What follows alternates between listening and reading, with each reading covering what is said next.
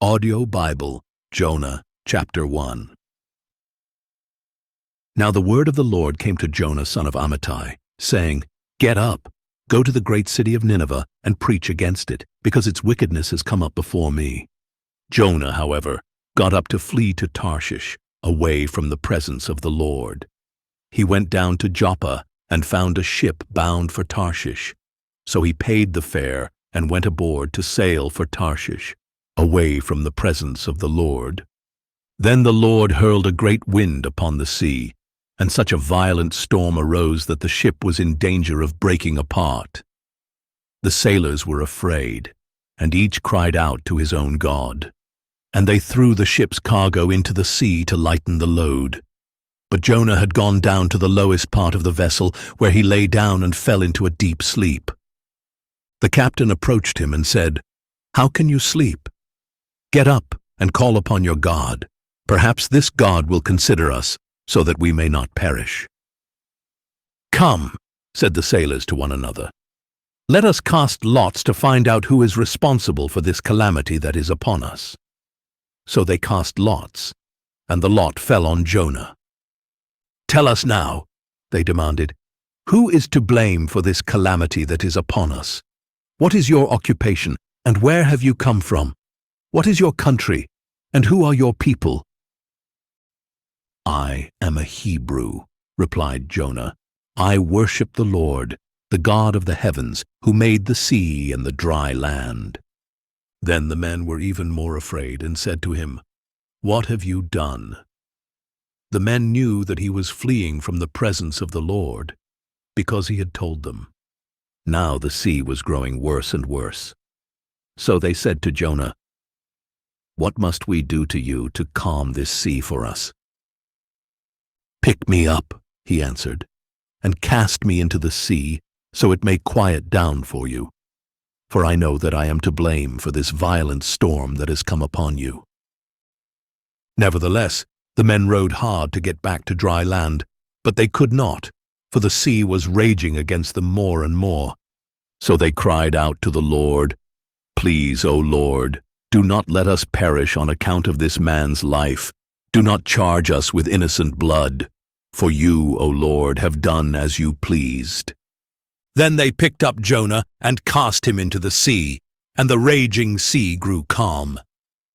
Then the men feared the Lord greatly, and they offered a sacrifice to the Lord, and made vows to him.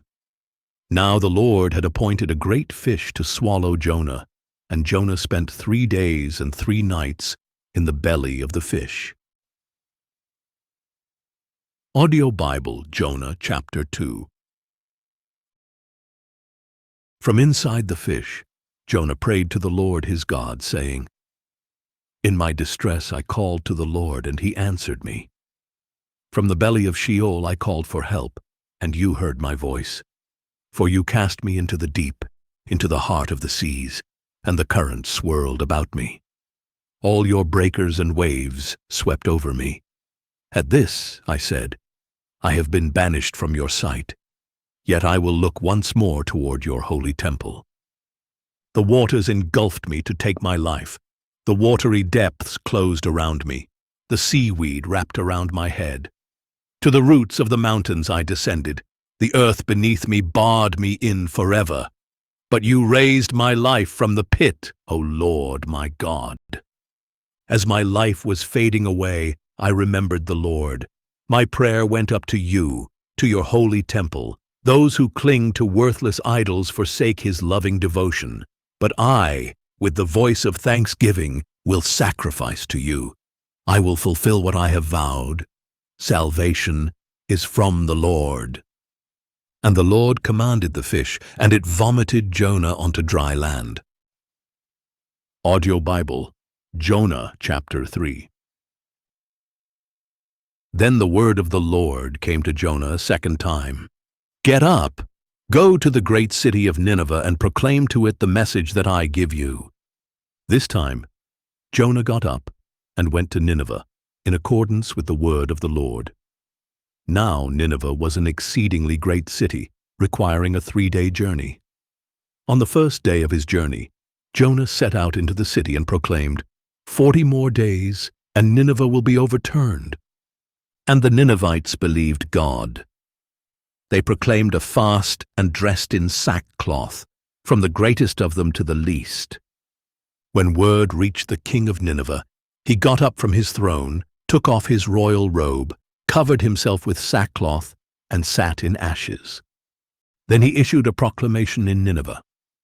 "By the decree of the king and his nobles, let no man or beast, herd or flock, taste anything at all. They must not eat or drink.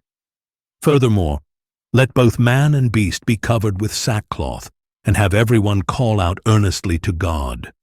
Let each one turn from his evil ways and from the violence in his hands. Who knows?